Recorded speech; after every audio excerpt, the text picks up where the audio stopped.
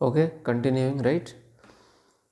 So we have separated, grinded, and we have also found out their structures, and we have identified. Now after the identification, whatever is present in that fraction, that is called as biomolecule.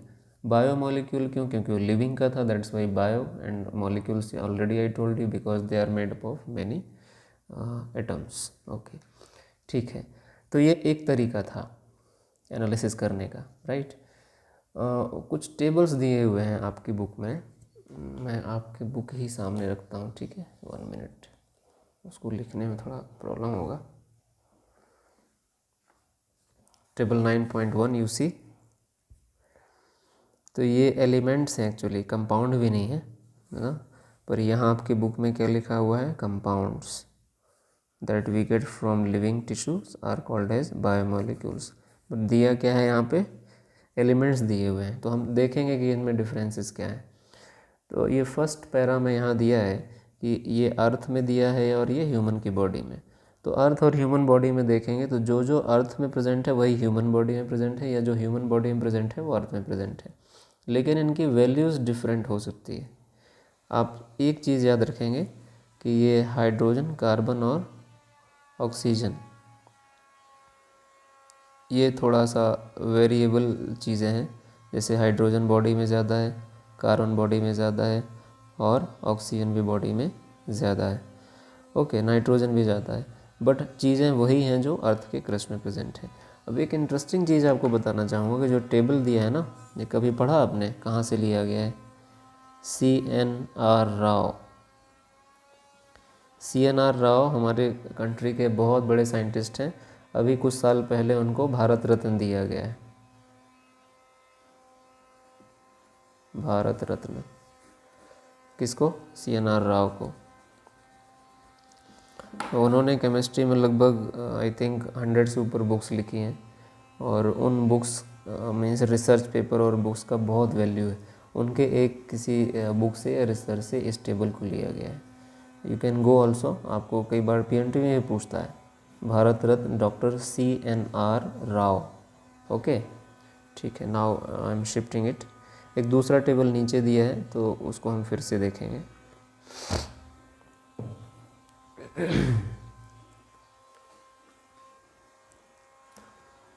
ठीक है dear, अब थोड़ा आगे चलते हैं कि एक दूसरा मेथड है, सेकेंड मेथड एनालिसिस का. उसे बोलते हैं इनऑर्गेनिक कंपाउंड्स पता लगाना.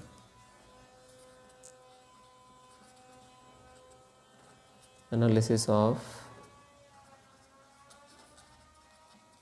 Inorganic compounds. तो आप भी लिखते जाओ अगर लिखना है तो, या सिर्फ समझना है तो समझते जाओ, कोई प्रॉब्लम नहीं है.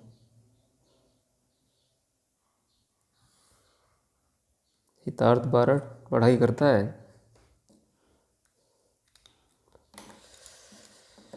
ठीक है, चलते हैं. अब एक्चुअली ये थोड़ा एक अभी भी कन्फ्यूज़न है. इवन साइंटिस्ट भी कन्फ्यूज्ड हैं कि किसे ऑर्गेनिक कहा जाए, किसे इनऑर्गेनिक कहा जाए. तो जनरली जो हमारे लिविंग बॉडी का पार्ट है, परमानेंट पार्ट है, या जिससे जो हमारी बॉडी में ही बनते हैं या बाहर से लेने के बाद हमारी बॉडी का कंपोजिशन बन जाते हैं, उन्हें हम ऑर्गेनिक कहते हैं. और कुछ और एक दूसरा डेफिनेशन भी है कि कार्बन कंटेनिंग कंपाउंड को हम ऑर्गेनिक कहते हैं. जिनमें कार्बन नहीं है उसको हम नॉन ऑर्गेनिक, इनऑर्गेनिक कहते हैं. बट अभी भी कुछ कन्फ्यूज़न है, बहुत क्लियर नहीं, सो डोंट बी कन्फ्यूज्ड. जो बुक में ऑर्गेनिक इनऑर्गेनिक का लिस्ट दिया है एटलीस्ट उतना आप याद रख सकते हैं. ठीक है, ओके. तो इनऑर्गेनिक कंपाउंड्स को एनालाइज करने का एक दूसरा तरीका है, उसे बोलते हैं ऐश एनालिसिस. ऐश एनालिसिस मतलब राख का ना, जलाने के बाद. इसका मतलब सिंपल सी बात है, जलाएंगे. तो उसके लिए क्या करना है फिर? सबसे पहले आपको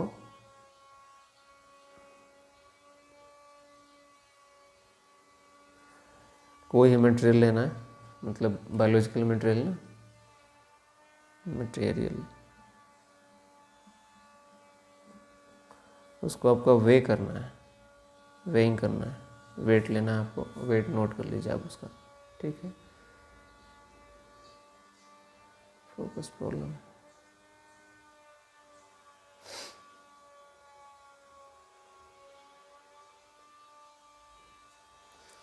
ओके, वेट करने के बाद उसको आप क्या करो, सेकेंड आप उसको ड्राई करो।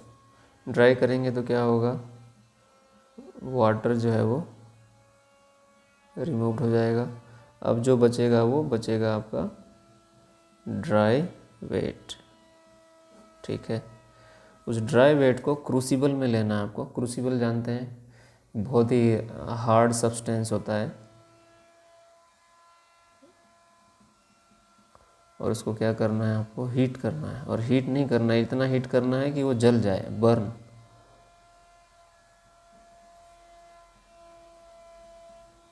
ये क्रूसिबल है, ये आपका मटेरियल है। कौन सा मटेरियल, ड्राई मटेरियल। आप उसको दे रहे हैं हीट, इससे क्या हो जाएगा, ये इट विल बर्न। और बर्न होने के बाद क्रूसिबल में फाइनली क्या बचेगा, ऐश। और जब बर्निंग होगी तो बर्निंग से कुछ चीज़ें रिमूव हो जाएंगी। क्या क्या रिमूव होगा, वाटर जो होगा वो वेपर्स के फॉर्म में रिमूव हो जाएगा, और जितने भी कार्बन चीज़ें हैं, जो कार्बन से बनी हुई चीज़ें जिसे हम ऑर्गेनिक कहते हैं, they will convert into the CO2, और CO2 बन के उड़ जाएंगे वहाँ से। तो जो ही बचेगा वो ऐश है। और इसमें इसमें कौन से सब्सटेंसेस हैं, इनऑर्गेनिक। इस इनऑर्गेनिक फ्रैक्शन में या इसमें आपको क्या क्या मिल सकता है, इसमें आपको मिल सकता है कैल्शियम, मैग्नीशियम जैसी चीज़ें। ठीक है, लेकिन ये किस फॉर्म में रहते हैं, आयोनाइज्ड फॉर्म में रहते हैं। मीन्स ये एक तरह के क्या हैं, मिनरल्स भी हैं। वहाँ एसिड सॉल्व जो एसिड फ्रैक्शन था, आपको याद होगा ना, अभी हमने देखा यहाँ पर एसिड फ्रैक्शन ये वाला, इसमें भी कुछ इनऑर्गेनिक सब्सटेंसेस प्रेजेंट होते हैं। इसमें देख लेते हैं, ऑर्गेनिक भी हैं और इनऑर्गेनिक भी हैं। इनऑर्गेनिक में आपका फॉस्फेट और सल्फेट ये प्रेजेंट होते हैं। उसके अलावा बाकी चीज़ें तो हमने देखा है ना। Okay, so this was the second way of analyzing the inorganic substances in biological substances या biological part। clear, ठीक है। अब उसका एक लिस्ट दिया हुआ है आपकी बुक में इनऑर्गेनिक का, like sodium, potassium, calcium, magnesium, phosphate, water and all.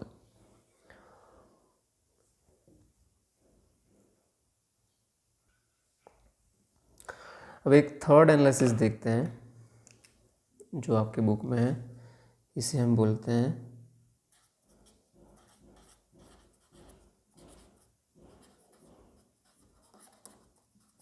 Group analysis. Class 10th में आपने पढ़ा है। ये ग्रुप का मतलब है यहाँ पर फंक्शनल ग्रुप। केमिस्ट्री में पढ़ा है आपने फंक्शनल ग्रुप।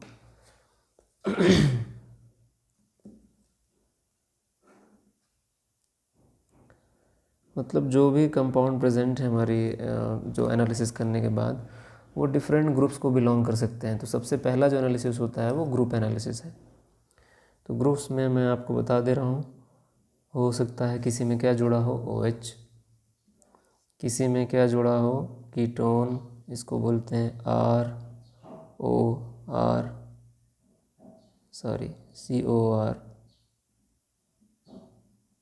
ठीक है, ये दूसरा था ना, इट में भी एल्डिहाइड, RCHO, ये ग्रुप्स हैं ना। इट में भी एमीन। तो ये कुछ जो ग्रुप्स हैं उस ग्रुप्स के अकॉर्डिंगली हम उसको क्लासीफाई कर सकते हैं। अब पता नहीं 10th में ठीक से पढ़ा होगा तो समझ में आ रहा होगा आपको, नहीं तो मुश्किल हो रहा होगा। जो भी कंपाउंड्स हैं उनमें एमीन हो सकता है, एल्डिहाइड हो सकता है, इवन आपका ओइक एसिड हो सकता है, COOH इसको बोलते हैं ओइक एसिड। अगर याद नहीं आ रहा हो तो एक बार 10th में जाके फिर से चेक कर लें, ठीक है। फंक्शनल ग्रुप्स, तो जो भी हम एनालिसिस करते हैं उनमें अलग अलग चीज़ें हो सकती हैं। हो सकता है कीटोन हो सकता है OH हो सकता है एल्डिहाइड हो सकता है एमीन हो सकता है ओइक एसिड हो, तो according to that also. But ये किसका पार्ट है? ये केमिस्ट्री का पार्ट है ना। बायोलॉजिकली हम ग्रुप्स को सेपरेट नहीं देखते, बायोलॉजिकली हम ग्रुप्स के अकॉर्डिंग उसे हम क्या कहेंगे उसको देखते हैं। तो देखो, एक चीज़ तो आपको क्लियर है कि हमारी पूरी बॉडी में जो सब्सटेंसेस हैं वो कौन कौन से हैं। मैं ज़रा यहीं पे करता हूँ ना, जो मटेरियल्स हैं इनमें बेसिकली कार्बन है, हाइड्रोजन है, नाइट्रोजन है, ऑक्सीजन है। ये बेसिक बिग एलिमेंट्स हैं जो हमारे इसमें प्रेजेंट हैं, ठीक है। उसके बाद आपके इसमें सोडियम भी हो सकता है, कैल्शियम भी हो सकता है, देन मैग्नीशियम भी हो सकता है, सल्फ़र भी हो सकता है, ठीक है, ओके।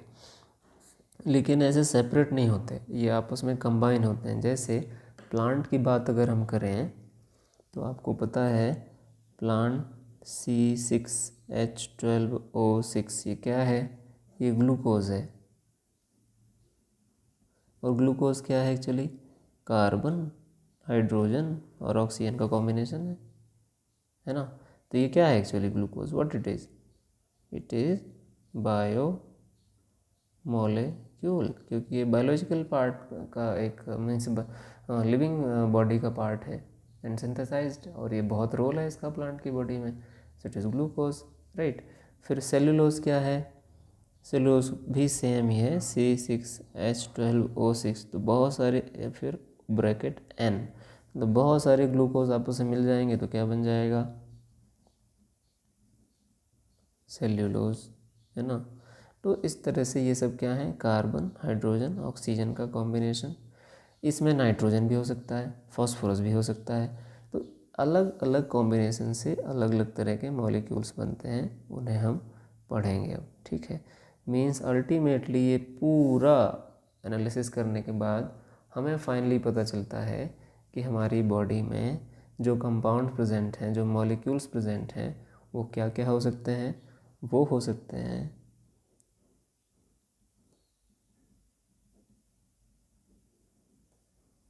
बायोमोलिक्यूल्स, वो हो सकता है अमीनो एसिड्स, या इसी के आप कह सकते हैं प्रोटीन्स, ठीक है।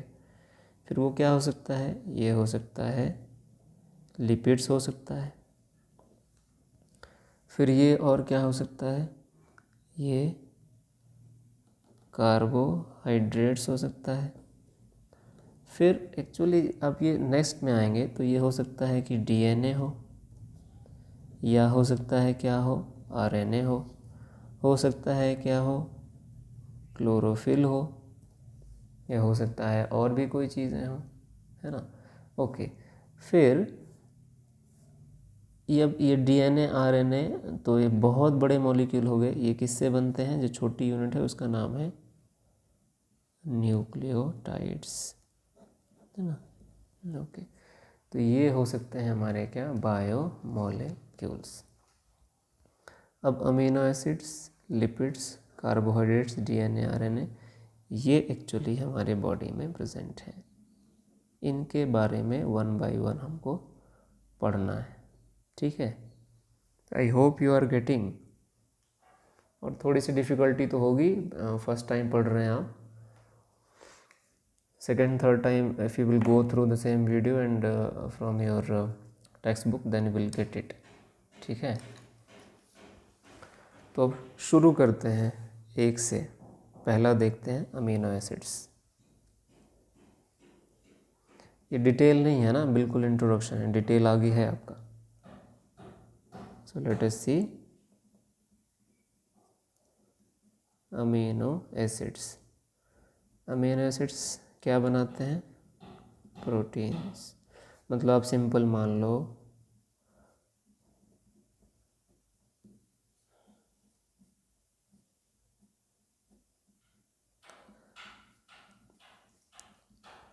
ये मानो कि एक ये माला है, माला जानते हैं ना, हार भगवान को पहनाते हैं, किसी को भी, खुद भी पहन सकते हैं।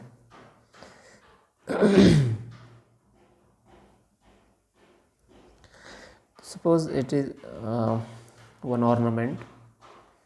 इस ऑर्नामेंट में ये क्या है? ये थ्रेड है, और ये क्या है? ये बीड्स हैं, गोल गोल बीड्स हैं। ये किसी भी चीज़ की हो सकते हैं। और इस पूरे को क्या कहेंगे हम?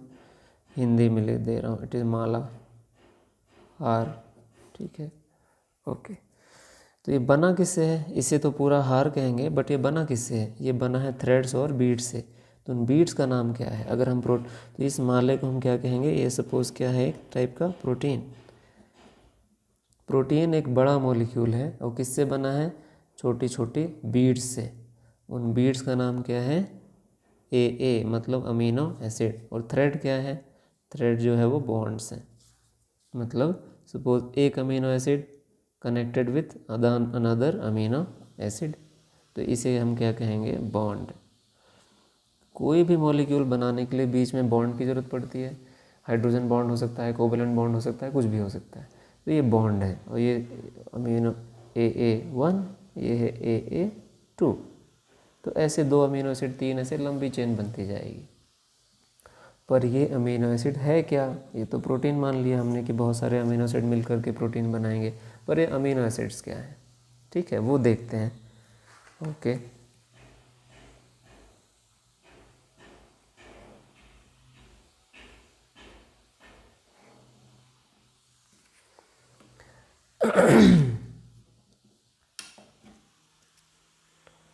Ayushi J Parmar. Amino acids.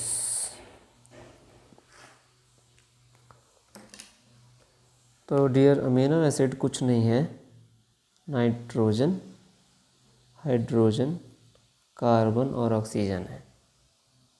हमने देखा ना, ये सब इसी से बना हुआ है, लेकिन वो किस तरह से कंबाइन हुए हैं वो हमको देखना है।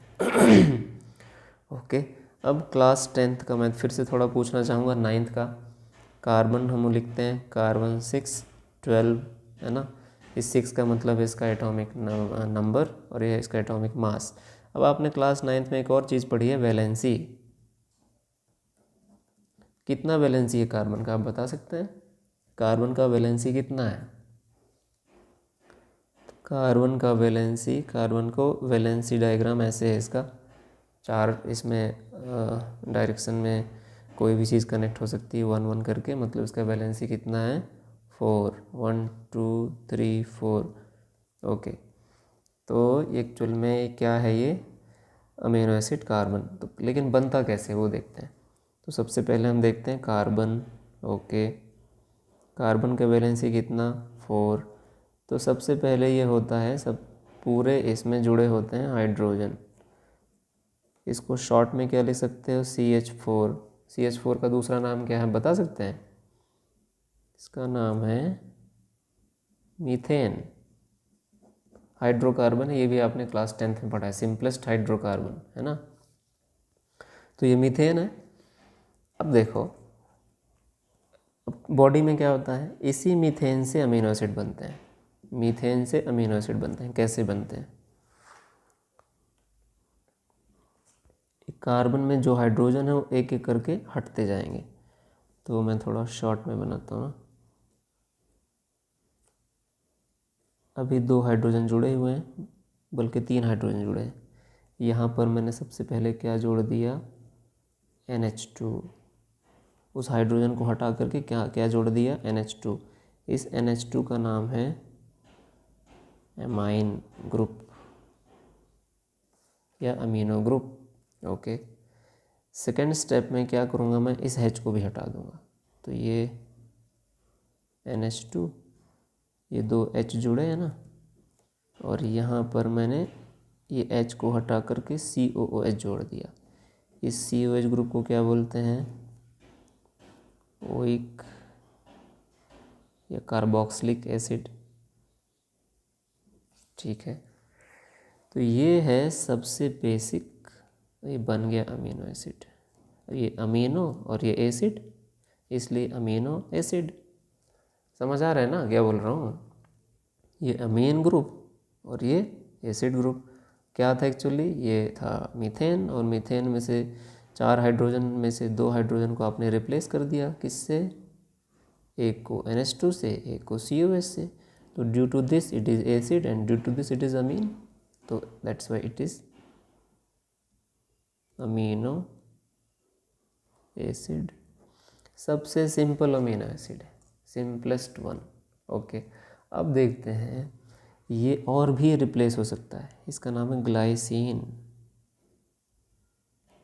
और रिप्लेस क्या हो सकता है? ये जो H हैं और भी रिप्लेस हो सकते हैं, लेकिन रहेंगे कितने कार्बन इसमें? ये मतलब ये सेंट्रल कार्बन एक रहेगा, उसमें से चेन बनती जाएगी। तो और आगे चलते हैं, थोड़ा स्टेप लिख दूँ।